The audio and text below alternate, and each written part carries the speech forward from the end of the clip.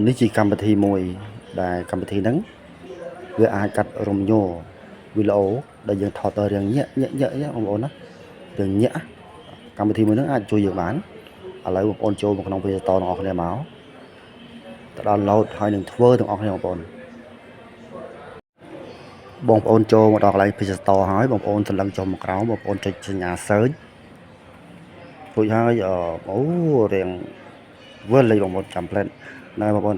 ចុចសញ្ញា search មករួចហើយបងប្អូនចុចសញ្ញាខាងលើហ្នឹងមក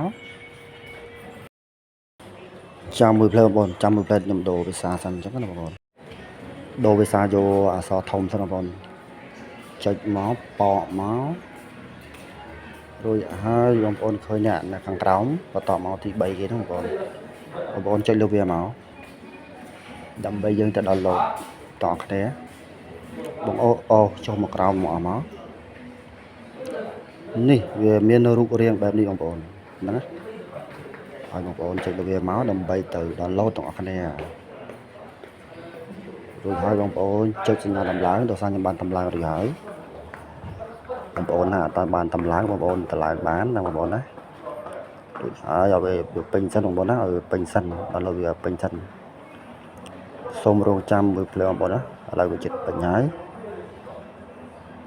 រួចហើយស្វាងអានេះទាំង slow បន្តិចបងប្អូនចុចលើវាប៉កមកវារៀង slow បងប្អូនហ្នឹងសូមអភ័យទោសបងប្អូនវារៀង slow បន្តិចចាំមួយ plate បងប្អូន slow ហើយដល់ហើយបងប្អូនចុចលើវាប៉កមក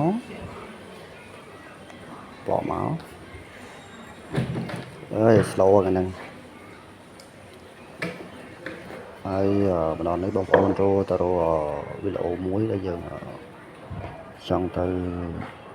កាត់រំលោវាចេញហ្នឹងបងប្អូនហ្នឹងហើយបងប្អូនរងចាំមកផ្លែថាជារកវីដេអូហ្នឹងបងរកវីដេអូហ្នឹង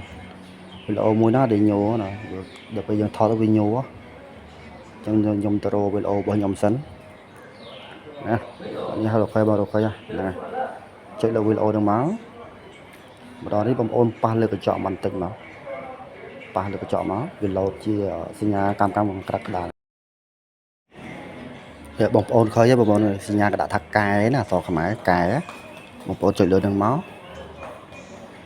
រោមចាំវាមួយផ្លេតទៅបងប្អូនចាំវាមួយផ្លេតសិនចេញមកឡើយហើយចុះបងប្អូនមើលងាកមកខាងឆ្វេងដៃបងប្អូននឹងឃើញសញ្ញានេះឃើញអក្សរខ្មែរគេដាក់ហ្នឹងបងប្អូនចុចលើសញ្ញាហ្នឹងមកបកមកតែបងប្អូនរងចាំវាឲ្យពេញឲ្យចប់សិនបងប្អូនណាឲ្យពេញឲ្យខៀវពេញសិនហើយនៅមួយដំណាក់ទៀតបងប្អូនអញ្ចឹងវាអត់តរួចរាល់ទេហើយលើវាលោតពេញហើយវាចេញសញ្ញាបែបនេះបងប្អូនសន្លឹងមកខាងក្រោមនេះបងប្អូន share វាម្ដងទៀតបងប្អូនណាបានវាចូលទៅក្នុងគ្រឿងរបស់យើងអញ្ចឹងបងប្អូនហ្នឹងហើយបងប្អូនមកតែប៉ុណ្ណេះរួចរាល់បងប្អូនអញ្ចឹងណាបងប្អូនអាចយកទៅប្រើបានហើយអញ្ចឹងណាបងប្អូនអាចទៅប្រើបានហើយអញ្ចឹងវីដេអូមានតែប៉ុណ្ណឹងបងប្អូនណាឥឡូវវាសេយកចូលក្នុងរឿងរបស់យើងហើយបងប្អូនហ្នឹងហើយអញ្ចឹងមើលយើងជួបគ្នានៅខាងក្រោយបងប្អូនណាបើមានវីដេអូថ្មីខ្ញុំចែករំលែកបងប្អូននៅបន្តនៅវីដេអូ